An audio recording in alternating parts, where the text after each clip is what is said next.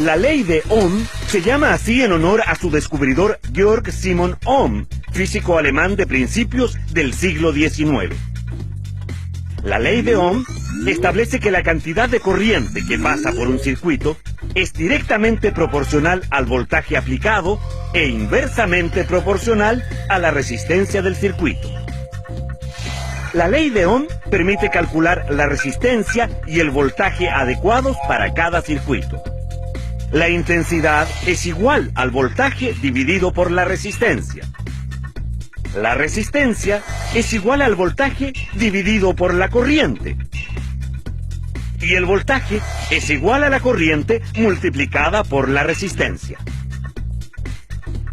La intensidad de corriente eléctrica corresponde a la cantidad de carga eléctrica que pasa por un punto de un conductor en un segundo. Se mide en amperes.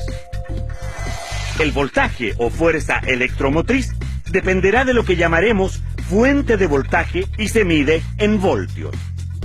La resistencia que opone el conductor al flujo de corriente es lo que llamamos resistencia eléctrica. Se mide en ohmios.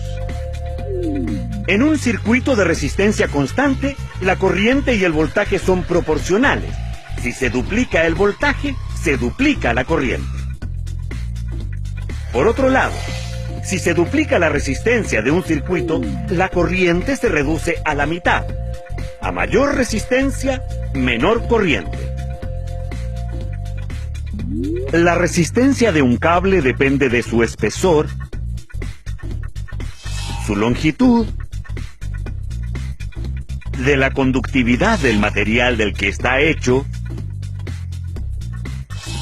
y de la temperatura a la que se encuentre. La resistencia eléctrica es menor en los cables gruesos que en los delgados. Los cables largos oponen más resistencia que los cortos. En la mayoría de los casos, un aumento de temperatura se traduce en un incremento en la resistencia del conductor.